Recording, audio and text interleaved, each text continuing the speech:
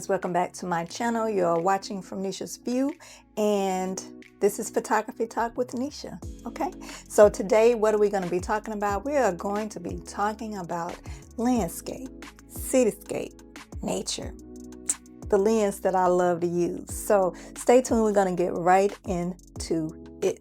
All right, so I wanted to share some things, well, three things basically for you to consider when you are doing photography for landscapes, for cityscapes, for nature, that type of thing. So there are three things that I want you to consider before getting that new lens, or if you're considering jumping into that particular field of photography.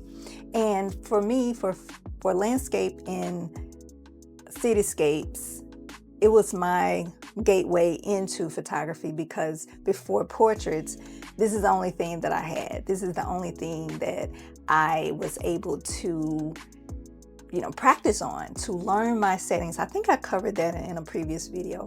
If I remember, I'll link it. But yeah, so landscapes and cityscapes was my way of learning my camera and learning the different settings of my camera, and just basically learning the lens, what will work with what.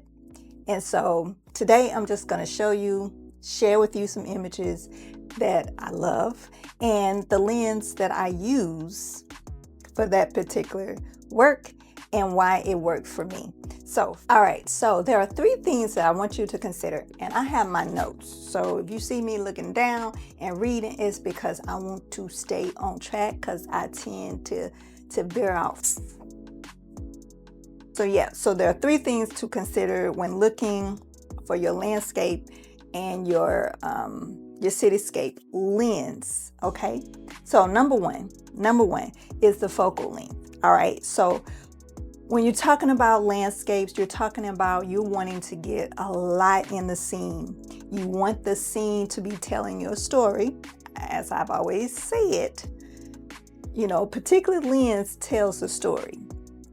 So for landscapes, you want to have at least you want to have a lot in your story. You want to be able to capture a lot in the scene, especially if there are mountains, if it's a valley and you're shooting things, if it's a sunrise, a sunset, and it's a particular, it's going over a building, or just, you want to have a lot in your scene. So you want the lens to be as wide as possible.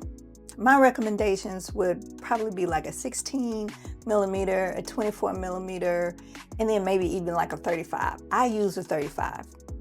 That's my favorite. My favorite lens to use for landscape and cityscapes is the 35. I've said it before.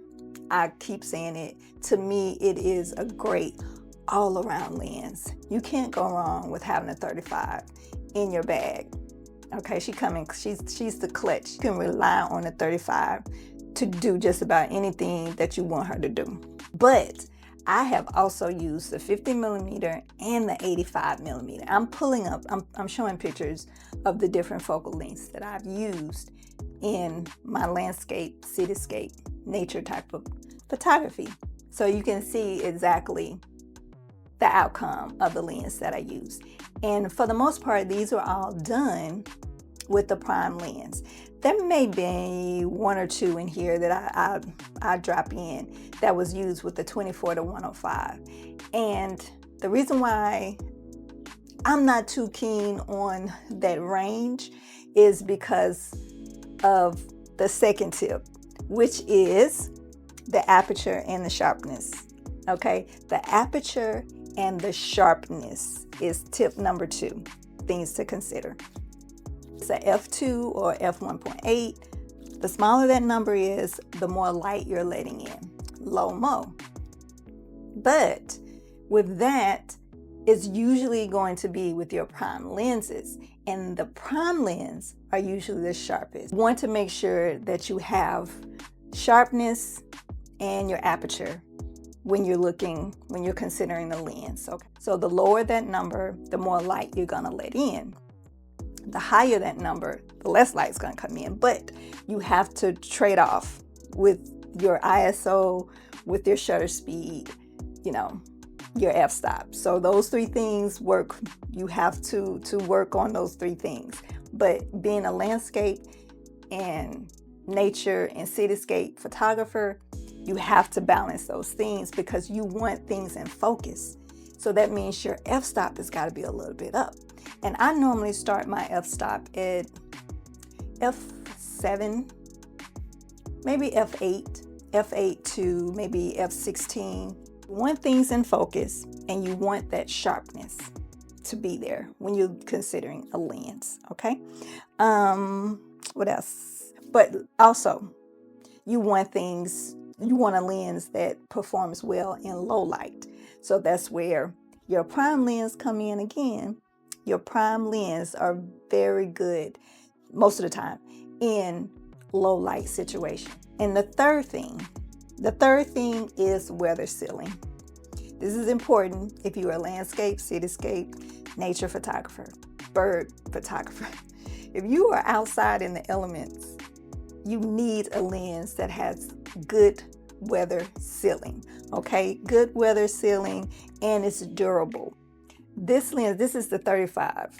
This is my trusty, this is old girl. This is old girl. Old girl been to the beach. She been on hikes. She been, to Arizona. She's been out there. She's been in the streets. Okay, she for the streets. 35 is for the streets. Okay, she is for the streets, but she has good sealing. I can say, like I said, she's been on the beach. I haven't had any issues with her at all. And for one, the durability is great. And then two, it's not heavy. It's a pretty light lens, especially if you're doing hiking, you're walking distances or whatever, and you have all this equipment with you. Being a photographer, you know what it is. But yeah, it's not heavy at all. Not heavy. The 50 is also not heavy. Very light lens. Very light lens. So for sure, that is something to consider as well. The durability, the weather sealing, and the heaviness of your lens. Okay, so definitely check the specs on the lens that you choose, because this is the 24-105. She has the adapter on it because this is an EF lens, and I use her on my mirrorless, which is an RF lens, RF mount. But she's heavy even without the adapter on. She's heavy, and there's no way that I could probably do hikes with this lens in my bag. It would be too heavy. Now the 85 as well, she's heavy. She's not as heavy as this, but she's still heavy, and I wouldn't necessarily use it if I'm going out on a hike. I'm gonna go with the streets. Okay, we going with the streets. When I'm doing hiking, we going with the street.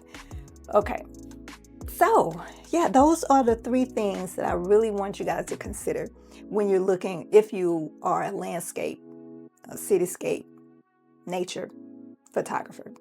Those three things to consider: your focal length, okay, your aperture and the sharpness, and then the durability, or if it has weather sealing, because it's very important. You spent so much money on these lenses, on your glass. You don't want it to mess up. You do not want it to be messed up.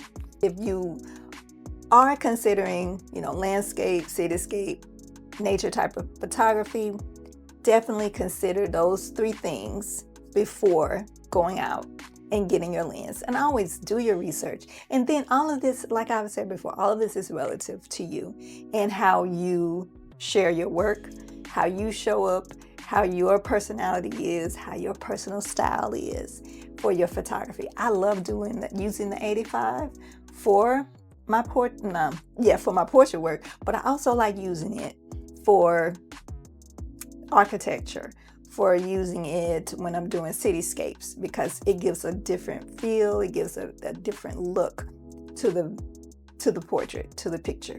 So, and I'm putting up pictures as well, but I just would not use it if I'm going hiking. If I'm going hiking, she's not going with me. You got to stay home, okay? You got to stay home. But yeah, so that's it. Real quick. I hope this was quick. Just my thoughts on landscape, cityscape, nature, what lens I love to use, and what you should consider when you're looking for a lens or a new lens, okay? So go ahead, hit that subscribe button. You've made it this far, go ahead, hit it. Go ahead, hit it, okay? And then comment, because I love to talk. Let me know what's your favorite lens below for landscape, cityscape, nature type of stuff. And of course, like and share. Yes. And until next time, I'll talk to you then. Thanks for watching my GG channel. Period.